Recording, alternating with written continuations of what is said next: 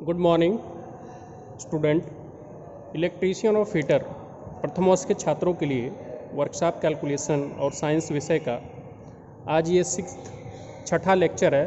इसके आगे मैं लिख देता हूँ लेक्चर संख्या 6, जिससे आपको वीडियो में क्रम अनुसार पढ़ने में आसानी होगी।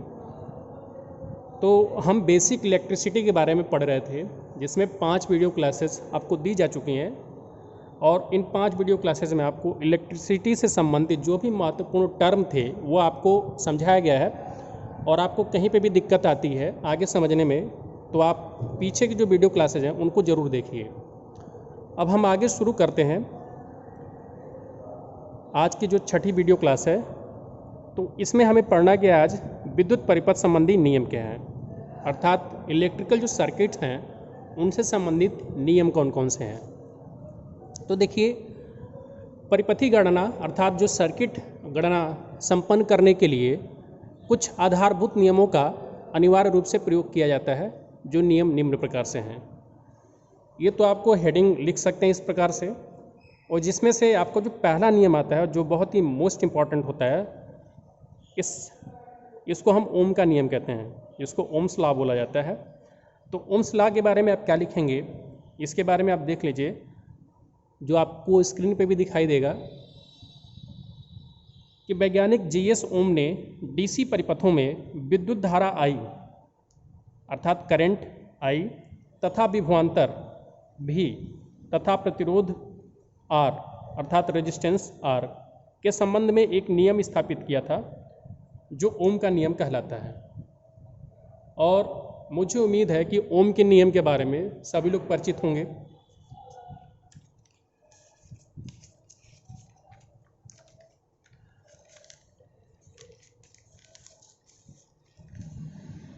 देखिए, इस नियम के अनुसार किसी नियत तापमान पर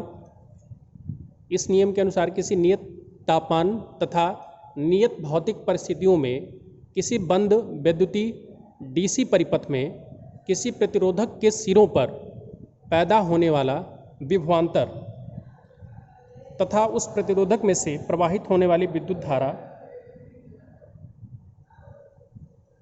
के मान के अनुक्रमानुपाती होता है, जिसको हम अगर मैथमेटिकल टर्म में या साइंस के टर्म में डिफाइन करेंगे, परिभाषित करेंगे, तो इसको हम क्या लिखेंगे, भी अर्थात वोल्टेज जो है समानुपाती होगा करंट के।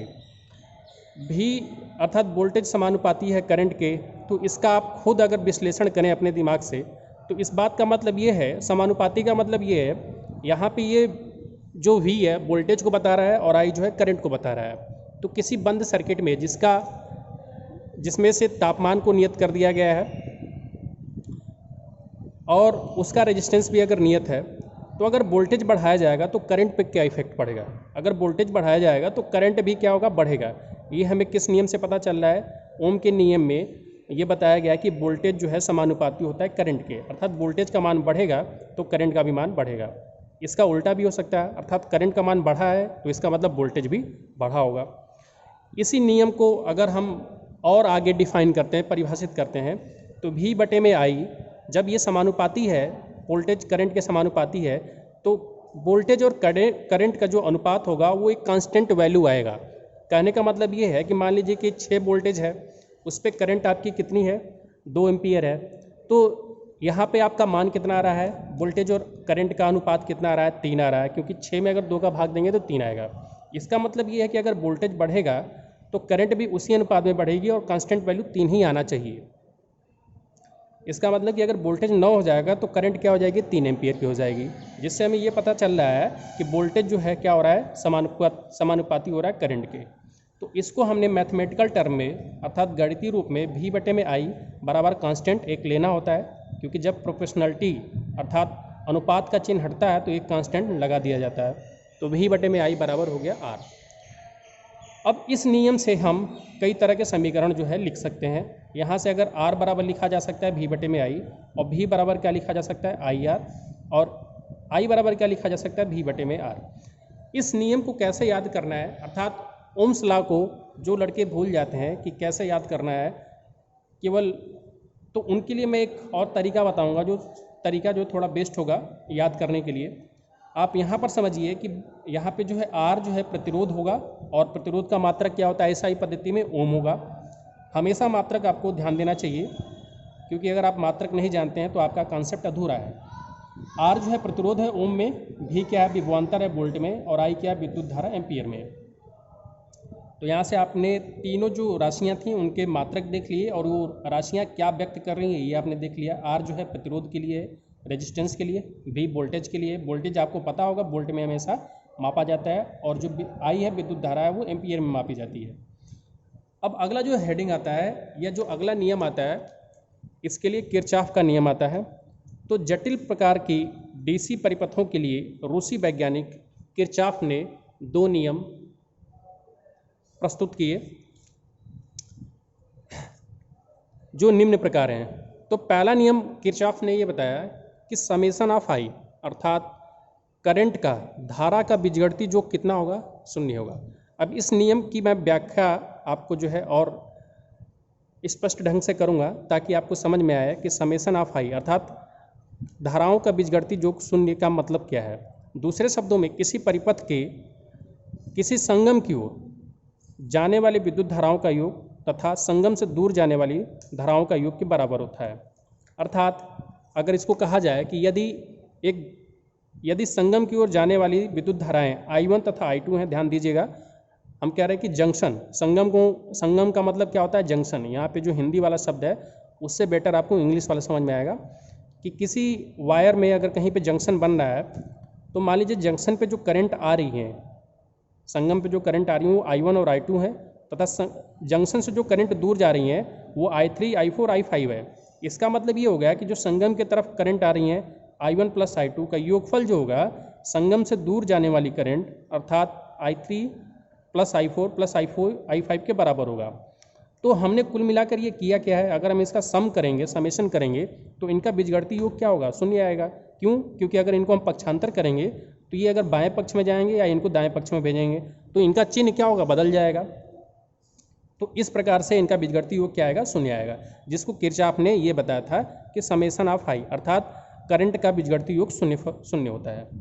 अब जो दूसरा किरचॉफ ने नियम दिया था वो वोल्टेज का नियम है।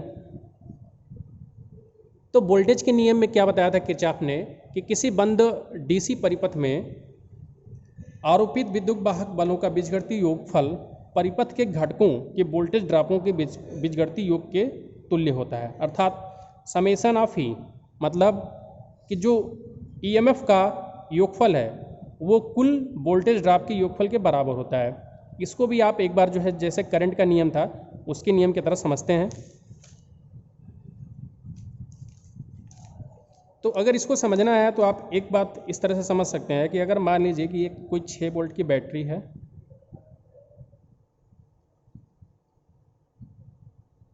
इससे 2 रेजिस्टेंस लगे हुए हैं, इससे 2 रेजिस्टेंस लगे हुए हैं, ये भी मान लीजिए R है, ये भी मान लीजिए R है। तो ये जो 6 वोल्ट की बैटरी है, यहाँ से करंट इस सर्किट में फ्लो करेगी। तो अगर ये करंट सर्किट में फ्लो करेगी तो जो यहाँ पे वोल्टेज ड्रॉप होगा वो IR के बराबर होगा, और जो यहाँ पे भी वोल्टेज ड्रॉप होगा वो भी IR के बराबर होगा। क्यों होगा? क्योंकि यहाँ से अगर हम ये मान लेते हैं कि इस सर्किट से करंट I एम्पियर की फ्लो करती है, तो इस करंट को फ्लो करने के लिए केवल एक ही रास्ता है। तो इसका मतलब ये है कि जितना करंट इस रेजिस्टेंस से पास कर रही है उतना ही करंट इस रेजिस्टेंस से भी पास करेगी। और चूंकि हमने दोनों रेजिस्टेंस का मात्रक या जो मैग्नीट्यूड है या जो मान है वो बराबर लिया है, तो इसका मतलब जितना भी वोल्टेज ड्रॉप यहाँ पे होगा उतना ही वोल्टेज ड्रॉप यहाँ पे होगा। और हमें समेशन ऑफ E कितना है, जो विद्युत वाहक बल कितना है वो 6 वोल्ट है। तो यहाँ पे कितना वोल्ट ड्रॉप होगा, 3 वोल्ट होगा। यहाँ पे कितना वोल्ट ड्रॉप होगा, 3 वोल्ट होगा। इसका मतलब कि अगर ये समेशन ऑफ E है तो समेशन ऑफ E कितना है, 6 वोल्ट, और वोल्टेज ड्रॉप कितना है, 3 वोल्ट प्लस 3 वोल्ट। तो आपने ये देखा कि जो समेशन ऑफ विद्युत वाहक बल था, मतलब कि विद्युत वाहक बल का योगफल, तो केवल एक ही विद्युत वाहक बल है 6 वोल्ट, और जो वोल्टेज ड्रॉप हुआ है उनका योगफल बराबर होता है। तो 3 वोल्ट और 3 वोल्ट जोड़ने पे 6 वोल्ट आ रहा है, और ये विद्युत वाहक बल के बराबर है। तो इससे हमें किरचॉफ का द्वितीय नियम का पता चल गया, जो कि हमने एक आसान सर्किट लिया था समझाने के लिए। तो इससे आपको समझ में आ जाएगा किरचॉफ का सेकंड जो नियम है वो क्या आपको बताता है। और इसमें आपको ध्यान देना चाहिए कि जो क्लोज सर्किट में ये नियम अप्लाई होगा।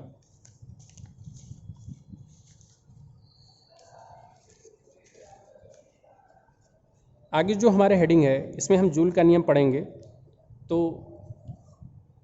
किसी चालक में से विद्युत धारा प्रवाहित करने पर वह गर्म हो जाता है। उसमें पैदा हुई ऊष्मा और विद्युत धारा मान के वर्ग और प्रतिरोध तथा समय के गुणनफल के अनुक्रमानुपाती होता है। अर्थात किसी चालक में से जब करंट फ्लो होती है तो वह गर्म हो जाता है। ये सर्वमान्य बात है, सबको अनुभव होता होगा कि अगर किसी कंडक्टर में से या किसी चालक में से करंट फ्लो होगी तो वो गर्म होता है। तो उसमें जो पैदा हुई ऊष्मा होती है वो विद्युत धारा के मान के वर्ग अर्थात करंट के मान के वर्ग और प्रतिरोध तथा समय के गुणनफल के अनुक्रमानुपाती होता है। इसका मतलब जो हीट जो ऊष्मा उसमें कंडक्टर में उत्पन्न होगी वो आई स्क्वायर अर्थात करंट के मान के वर्ग इंटू रेजिस्टेंस मतलब रेजिस्टेंस के गुणनफल इंटू टी मतलब समय के गुणनफल के बराबर होता है। तो यहाँ से हमें फार्मूला क्या निकल आया, जो ऊष्मा प्रोड्यूस होगी, जो ऊष्मा उत्पन्न होगी, उसको हम अगर H से प्रदर्शित करें तो H का मान कितना होगा, आई स्क्वायर गुणे आर गुणे टी, और इसका मात्रक क्या हम ले सकते हैं, जूल ले सकते हैं। अब ये अगर कंडक्टर में हीट उत्पन्न हो रही है तो हीट भी एक प्रकार की ऊष्मा है और ऊष्मा भी एक प्रकार की ऊर्जा है, तो इसका मात्रक क्या होगा, जूल ले लिया गया एसआई पद्धति में। लेकिन ऊष्मा का जो मात्रक होता है वो क्या होता है, कैलोरी होता है एसआई पद्धति में, और यहाँ पे हमने मात्रक क्या लिया है, जूल लिया है। तो जो हमने यहाँ पे हीट जो उत्पन्न हुई है उसका फार्मूला क्या लिखा है, आई स्क्वायर आर इंटू टी। तो ये जो भी ऊष्मा आई है, ऊष्मा भी एक प्रकार की ऊर्जा है, तो ऊर्जा का मात्रक क्या होता है, जूल। तो हमने यहाँ से देख लिया कि जो ऊर्जा उत्पन्न हुई होगी या जो ऊष्मा उत्पन्न हुई होगी वो कितने जूल के बराबर होगी। लेकिन अगर हमें ये जो ऊष्मा उत्पन्न हुई है उसको अगर कैलोरी में बदलना होगा तो क्या करना होगा, इसमें 0.24 का मल्टीप्लाई करना होगा, क्योंकि आपको पता है कि 1 कैलोरी बराबर 4.2 जूल होता है। तो 1 जूल बराबर कितना होगा, 1/4.2, और उसका रिजल्टेंट कितना आता है, मैग्नीट्यूड कितना आता है, 0.24। तो इसीलिए जो हीट है यहाँ पे आई स्क्वायर आर इंटू टी के फार्मूले से निकाला गया है, ये जूल में था, लेकिन जब हमने इसको कैलोरी में बदला है तो 0.24 का मल्टीप्लाई कर दिया गया है, गुणा कर दिया गया है। तो H बराबर कितना हो गया, 0.24 आई स्क्वायर आर इंटू टी। अब इसमें से जो प्रत्येक राशियाँ यूज़ की गई हैं उनके हम मतलब बता देते हैं। H जो है विद्युत ऊष्मा या ऊर्जा है जिसको जूल अथवा कैलोरी में मापा जा सकता है। I जो है विद्युत धारा है और इसको एम्पियर में मापा जाता है। T जो है समय है, सेकंड में मापा जाता है। SI पद्धति में सारे मात्रक दिए जा रहे हैं। और आपका जो R है वो प्रतिरोध है और इसको ओम में मापा जाता है। यहाँ पे मैंने नोट करके जो आपको अभी बात बताई है वो नोट के माध्यम से भी आपको स्क्रीन पे दिखाई देगा कि 1 कैलोरी बराबर 4.2 जूल होता है। इस बात का मतलब ये है कि 1 जूल बराबर 0.24 कैलोरी होगा। ठीक है, अब ऊर्जा क्या है इसकी हम थोड़ी सी चर्चा कर देते हैं कि कार्य करने की क्षमता क्या होती है, ऊर्जा कहलाती है। तो गणितीय रूप से ऊर्जा शक्ति तथा कार्य करने के समय का गुणनफल होता है।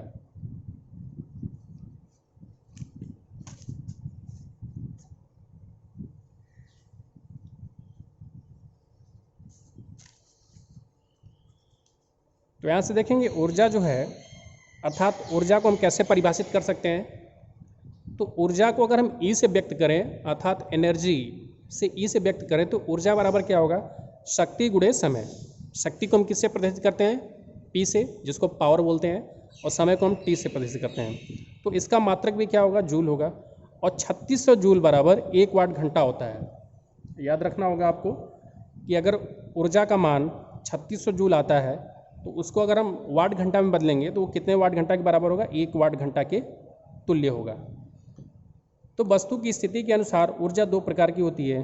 पहला स्थितिज ऊर्जा, स्थितिज ऊर्जा को हम पोटेंशियल एनर्जी भी कहते हैं, इसलिए इसको हमने संक्षिप्त रूप में P.E से प्रदर्शित किया है, स्थितिज ऊर्जा।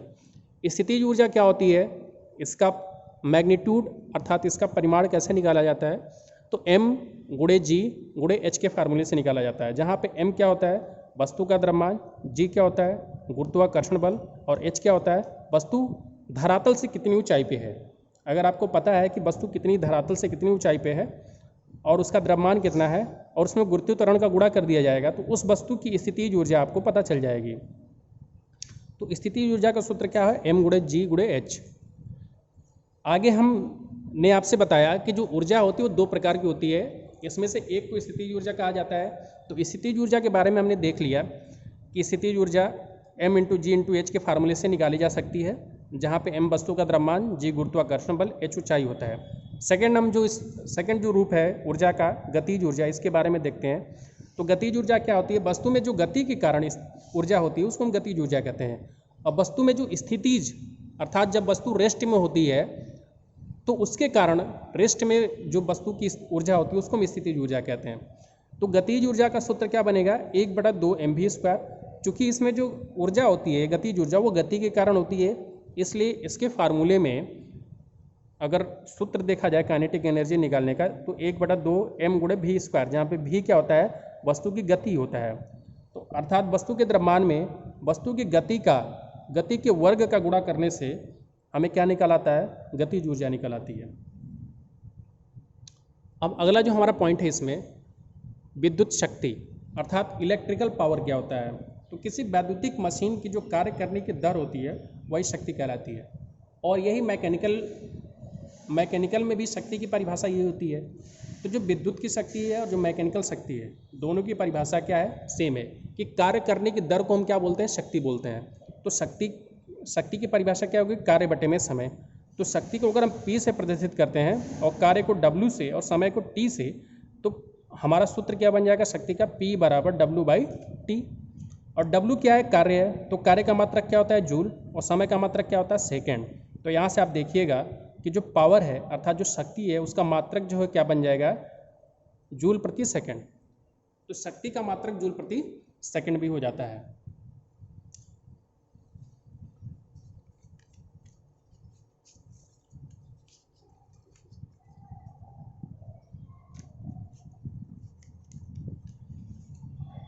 अब देखिए जो वैद्युतिक शक्ति है मतलब जो इलेक्ट्रिकल पावर है उसके लिए एक अलग से फार्मूला दिया जाता है, पावर = v/I। मतलब पावर जो होता है इलेक्ट्रिकल पावर वोल्टेज और करंट के गुणनफल के समानुपाती होती है। अर्थात पावर बराबर क्या होता है, वोल्टेज इंटू करंट। तो अगर हम यहाँ पे V ओम का जो नियम होता है V = IR होता है, तो V की जगह पे अगर IR प्रतिस्थापित कर देते हैं तो पावर के लिए एक और फार्मूला बन जाता है P = I²R, जो कि आपको ये भी याद रखना चाहिए। क्योंकि अगर आपको कई बार जब प्रश्न हल करना होगा तो मान लीजिए कि करंट का मान दिया हो और रेजिस्टेंस का मान दिया हो तो पावर कैसे निकाल सकते हैं, तो आपको इस फार्मूले का इस्तेमाल करना होगा I² × R। और अगर वोल्टेज और करंट दिया है और पावर निकालना है तो सीधे सीधे वोल्टेज में करंट का गुणा करने से पावर निकल आएगा। लेकिन अगर आपको वोल्टेज और रेजिस्टेंस दिया है तो आपको तीसरा फार्मूला पावर के लिए, जो कि इसी फार्मूले को अलग अलग तरीके से डिराइव करके बनाया गया है। तो वैद्युतिक शक्ति का मात्रक क्या होता है, वाट होता है। वैद्युतिक शक्ति का मात्रक क्या होता है, वाट होता है। और अभी आपने इससे पहले मैंने आपको जब शक्ति की परिभाषा दिखाया था, शक्ति के लिए फार्मूला दिखाया था, तो हमने बताया था कि कार्य करने की दर को क्या बोलते हैं, शक्ति बोलते हैं। लेकिन जो मैकेनिकल कार्य होता है उसके लिए परिभाषा क्या थी, P = W/T। लेकिन जो इलेक्ट्रिकल पावर है उसके लिए क्या फार्मूला है, V/I। तो मैकेनिकल जो पावर है वहाँ पे मात्रक क्या था, जूल प्रति सेकंड, और इलेक्ट्रिकल पावर में मात्रक क्या हो रहा है, वाट हो रहा है। इस बात से यहाँ से ये निष्कर्ष निकला है कि 1 जूल प्रति सेकंड जो होता है वो 1 वाट के बराबर होता है। और 1 किलोवाट कितने वाट के बराबर होगा, 10⁻³ अर्थात 1 किलोवाट 1000 वाट के बराबर होगा। 1 मेगावाट 10⁻6 अर्थात यहाँ पे 1 के आगे 6 जीरो लगा देंगे तो इकाई, दहाई, सैकड़ा, हज़ार, 10,000, लाख, 10 लाख। 1 मेगावाट 10 लाख वाट के बराबर होता है। तो ये 2 पॉइंट आपको जो है याद आने चाहिए। ये अक्सर परीक्षा में पूछे जाते हैं कि 1 किलोवाट बराबर कितने वाट होगा, तो 1000 वाट होगा। या आप 10⁻³ वाट भी याद रखते हैं तो भी आप बना सकते हैं कि कितना वाट होगा। और 1 मेगावाट बराबर कितना होता है, 10⁻6 वाट होता है, जिसको हम क्या बोल सकते हैं, 1 मेगावाट बराबर 10 लाख वाट। यांत्रिक शक्ति का अब अगला जो मात्रक है, देखिए जो मैकेनिकल पावर है उसका एक बड़ा मात्रक होता है, मतलब लार्ज जो यूनिट होती है उसको हम अश्व शक्ति बोलते हैं। और अश्व शक्ति को हम क्या लिखते हैं इंग्लिश में, हार्स पावर। क्योंकि अश्व का मतलब होता है हार्स और शक्ति का मतलब होता है पावर। तो यांत्रिक शक्ति जिसकी चर्चा अभी की गई थी, तो यांत्रिक शक्ति का जो बड़ा मात्रक होता है उसको हार्स पावर कहते हैं। और 1 हार्स पावर अर्थात 1 HP में कितना वाट होता है, तो आपको ये याद होना चाहिए एकदम क्लियर कि एक HP बराबर 746 वाट होता है। तो अगर कोई इलेक्ट्रिकल मशीन आपको दिखाई दे और जिस पे उसका पावर मेंशन हो, अर्थात पावर लिखा हो कि ये 2.5 HP की है या 1 HP की है, तो आप तुरंत उसकी पावर को वाट में कन्वर्ट कर सकते हैं। और आपको ये पता होना चाहिए कि 1 HP बराबर 746 वाट ये ब्रिटिश पद्धति में होता है, जबकि 1 HP बराबर 735.5 वाट MKS पद्धति में होता है। तो आपको ये 2 अंतर पता होना चाहिए कि अगर ब्रिटिश पद्धति में पूछा जा रहा है तो पता होना चाहिए कि 1 HP कितने वाट के बराबर होती है, और अगर MKS पद्धति में पूछा जाए तो आपको पता होना चाहिए 1 HP बराबर 735.5 वाट। लेकिन जनरली हम जो कन्वर्ट करते हैं वो ब्रिटिश पद्धति में यहाँ पे किया जाता है। अगर आपके पास 2.5 हार्स पावर की मशीन है तो 746 में 2.5 का गुणा कर देंगे तो आपको पता चल जाएगा कि कितने HP कितने वाट की वो मशीन है, कितने पावर की मशीन है।